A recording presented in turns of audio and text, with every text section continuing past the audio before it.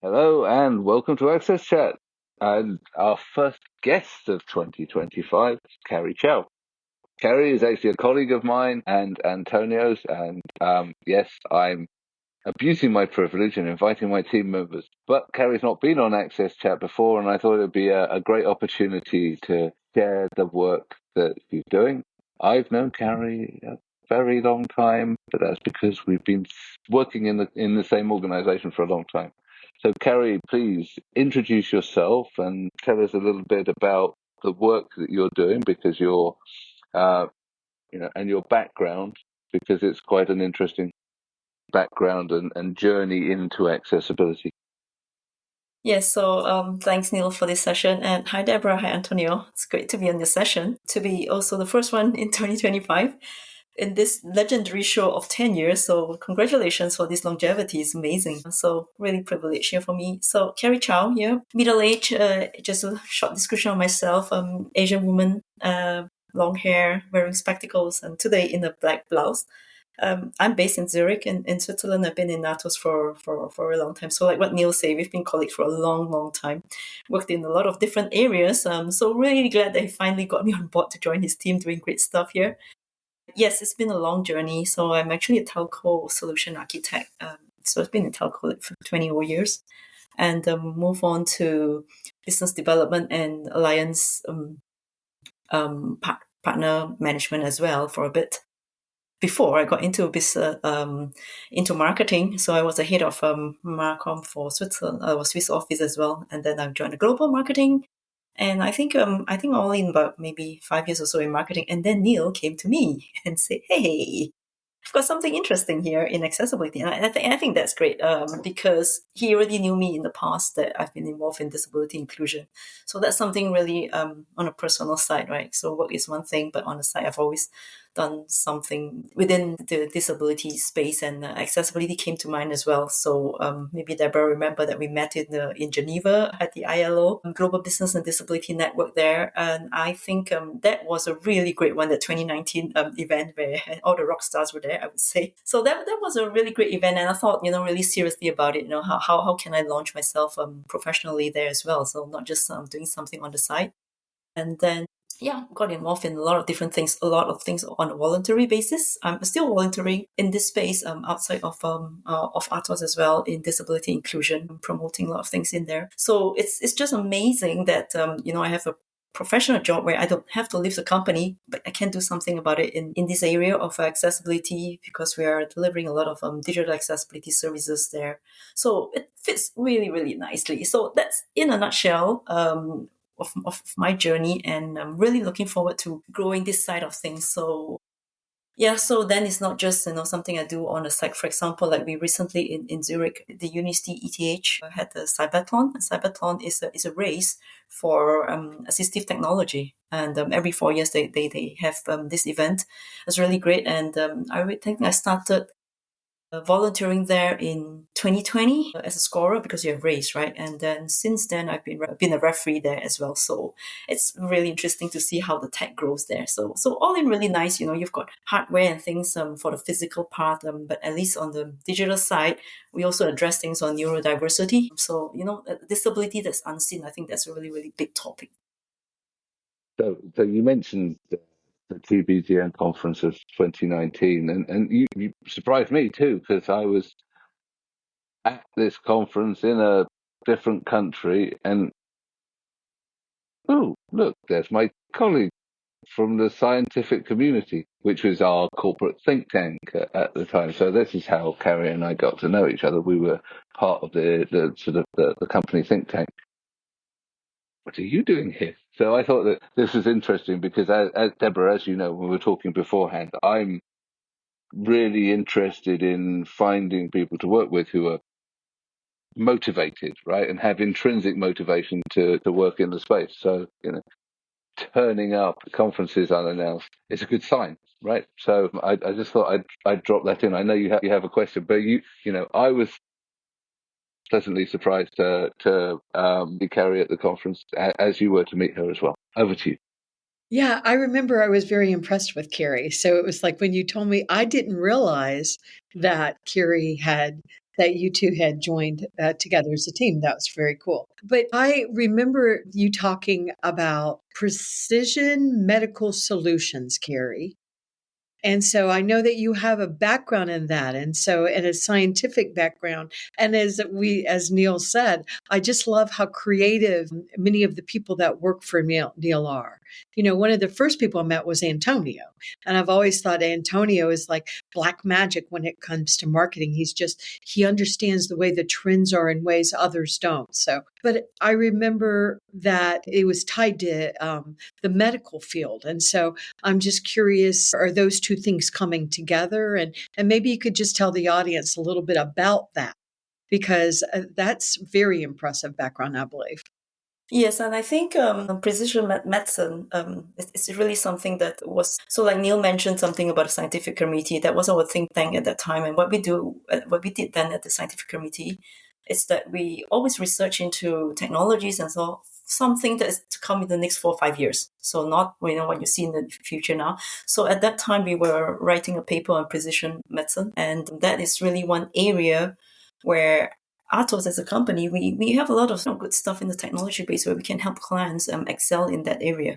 And I think what really shined then was how we could help with advanced computing to be able to speed up the processes. And of course, at that time, right, when we were writing those papers, it was sort of like 2018, 19, 20 or so, before this whole AI buzz came about. And so nobody really believed that, you could actually use AI to speed things up. So it's really nice. I mean, if I've published, you probably seen on my LinkedIn some papers that we wrote. So not just me alone, but as a chief editor for those papers, I've got my colleagues around there as well. And to see that, the things that we talked about then, it's happening now. Right. So it's really very encouraging to see it that way, how we can bring to life things. Yeah.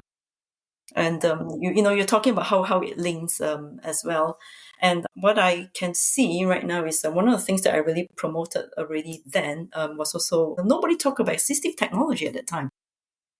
But I say, come on, guys, if you're doing precision medicine, you need to bring in also a little bit about assistive technology, because at the end of the day, technology, if you create something there's no one size fit all.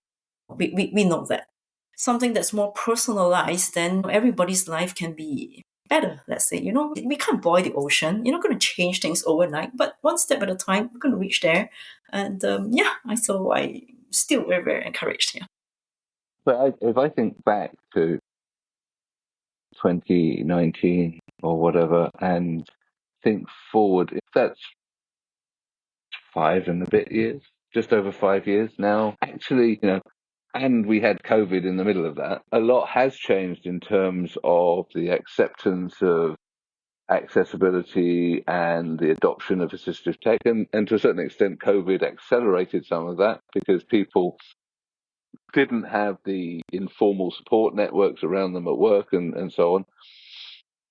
But I do think that group of people thinking about those things was one of the most enjoyable things that I've had within my professional career outside of my day job, because it gives you the opportunity to see what an enormous organization like the one that we work for is doing in lots of different spaces. Because quite often when you work for an enormous corporation, you're just in your little area. And, I spend a lot of time thinking about accessibility. Okay, it's a transversal topic, but I'm thinking about that. As part of this, I got to understand about quantum computing and, quantum safe cryptography. We were working with, data scientists and people working on genetics programs and supercomputing and thinking about AI ethics and all of these kind of things and gene sequencing. And that cross-pollination, I think, was one of the things that really helped form some of the thinking around how we might strategize and how we deliver stuff. And I think that every organization could benefit from having these groups of people coming together and actually fertilizing each other with these different ideas and making sure that you're taken outside of your comfort zone. Because when people were first explaining quantum computing to me and saying that you're actually in two states at once, and this whole idea of you know, uh, it not being either on, off, or binary, and so on. And that was, I was sitting there thinking, am I really stupid? It's quite good to be challenged sometimes when you're a subject matter expert, to be taken out of your comfort zone, and to meet people that are cleverer than you. It's really a real pleasure. So I think that made us think about lots and lots of stuff. Yeah, please, Deborah. I think you have a question. I can see you itching to ask. Well, I sort of have a question for all three of you. I know we Yeah, haven't heard from yeah. Antonio today, but also, I mean, I remember when I did meet Carrie because she stood Hmm. out to me in the conference because the way she expressed herself.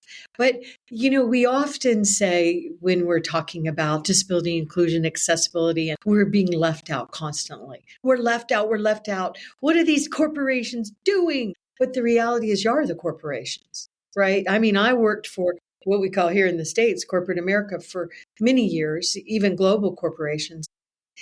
I think something that I've been thinking a lot about lately, because our community does work. We do have people with disabilities in these corporate roles.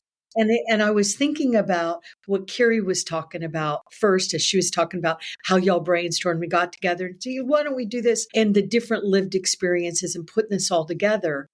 And it just continues to show me how important the role is that people with disabilities working for corporations, especially if they're in a place where they can be heard. It is so critical to our community.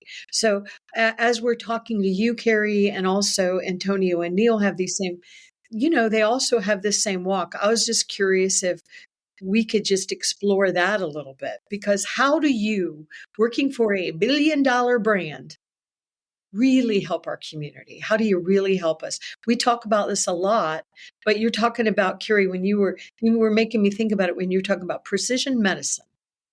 And then you're like, okay, but is anybody thinking about assistive technology and how it goes into precision medicine? These are the times, these are the days when we change the world. This is the opportunities, regardless of what's happening. And there's a lot happening. I think this is where we start to really have true impact. So, Carrie, you want to go first? But I thought it would be cool if we could hear from all three of you, if y'all don't. Yeah, I think, let's just say, there's precision medicine and there's precision healthcare, right? So precision medicine is mainly more towards more into like genetics, different things like that. But let's expand it on the precision healthcare in this sense. So different things that people might need and all. And if you took, I like it that Neil brought up what we did in the scientific community before, because we have got different tracks and we all research in different areas. One of the big things that we did then, one of the research was in 3D printing, for example. So now, as things progress, and as I also work more in this area for this assistive tech, and you can see how people very, very quickly 3D print some prosthetics or different devices and all, and that can make it more, affordable. People can get hold of them more easily. So the affordability and the reachability, let's say, I think is very important. So I think in this sense, you can see more of this, how healthcare, digital can come together. And I think we need to watch this space because it's going to grow, and it's going to grow really, really fast. Also with the advent of, we all know that, right, that with computers, there was this thing about the exponential growth of the speed of processors and all, that's gone shot through the roof. And what we see right now, if you look at how AI is moving, and just the CES has just ended in Las Vegas, and I think all the high tech that's been out there, and I'm not sure if you saw the post from Frances West this morning on LinkedIn. She gave a summary of that of her time at CES, which was really, really Cool, yes, cool. I love her. catch up with that as well. And then I think, right, with that, also with the fact that a lot of things, you can't change things just as is, right? It has to come, there has to be some incubator grounds. And I think with all these high tech coming in, that a lot of more coming into the education, let's say. So the younger people get into tech, how do you say, people get into tech at a younger age right now. And with that, I can see a lot more acceleration in there towards the fact that how you can leverage digital to speed up personalized healthcare and medicines. Wow, you give me a lot of hope. Neil, you want to go? I think Antonio was Oh, sitting Antonio, you ready? patiently.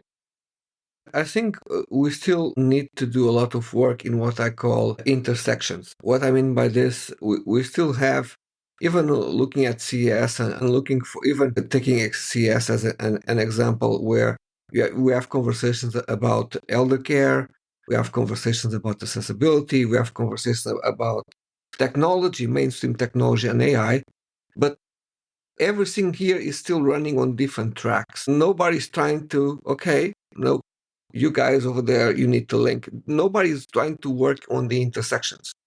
So, and I think there's an area where, actually events like CES could actually be very relevant to work on those intersections. But enterprises can also do some work moving and supporting partners and customers to understand these kind of intersections. Yeah. I can give you a very basic example that would relate with AI. We know that OpenAI creates this amazing technology that allows us, for example, to create subtitles. So when OpenAI was communicating across the different social media channels, they were not using their own technology to make communication accessible.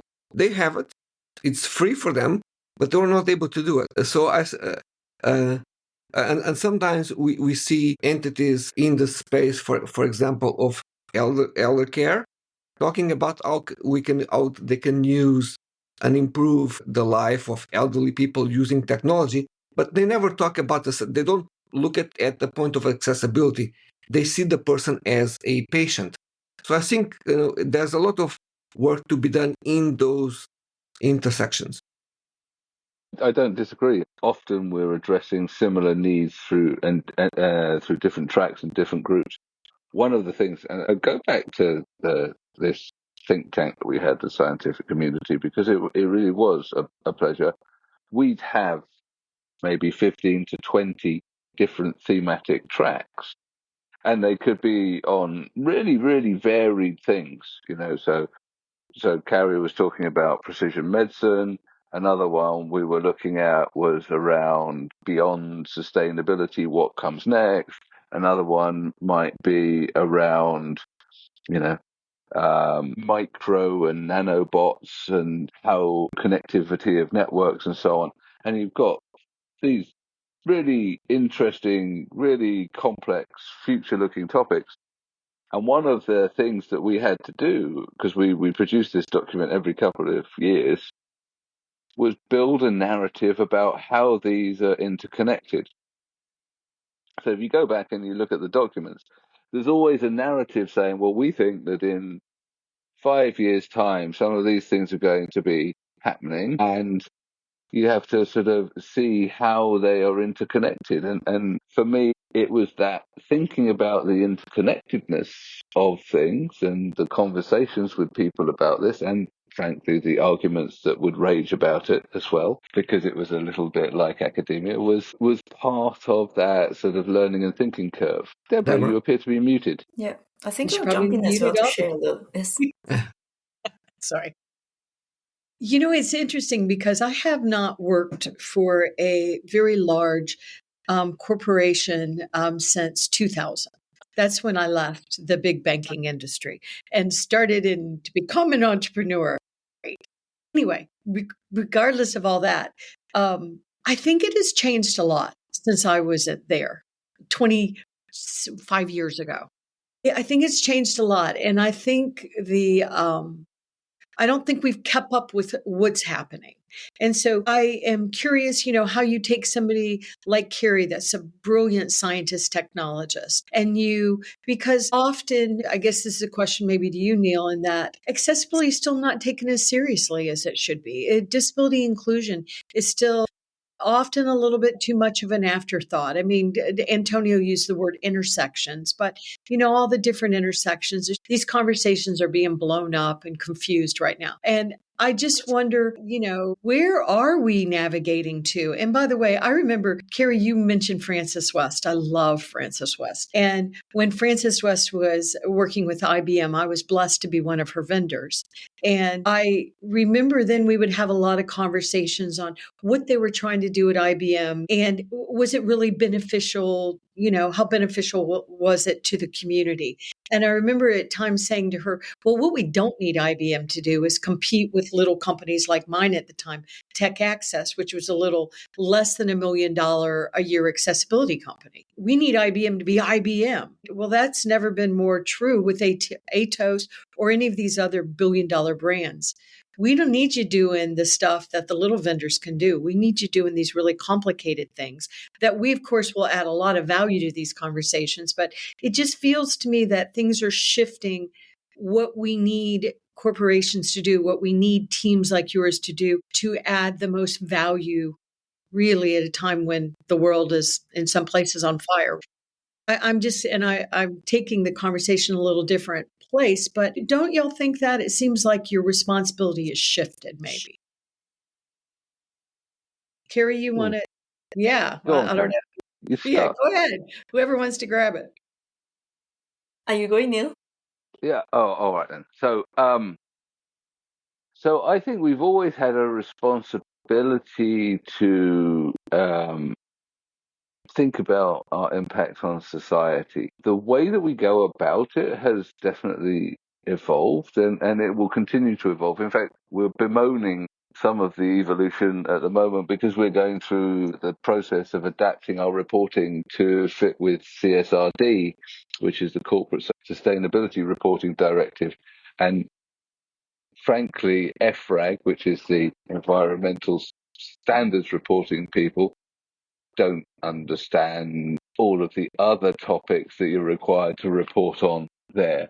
So they don't really understand disability inclusion or accessibility. So that's challenging us in terms of how we structure stuff and how we communicate about things. Part of the reason that I brought Carrie in was because I knew she was working in marketing and communications and understood portfolio, was to communicate within this huge disparate organization and to start putting the accessibility topic into our offerings in all of the rest of the organization. And that's why Carrie's our evangelist. So it's not necessarily, Carrie is a technical person, and you've said it yourself, but it's more about being able to talk to the other technical people and the salespeople and be that bridge at the intersection, going back to what Antonio was saying. We have to couch what we're saying in the language of the people that we're addressing to a certain extent to get it into so that they can understand it. And I think that this is where we are, making progress, not just as a company, but as a topic, is that there are more and more professions and areas that understand that this is something that does relate, that they can relate to. It's not somebody else's silo. We've seen it with the gaming industry. We've seen it with some of the design topics. We see it with, people that are building and developing houses and so on. I see it.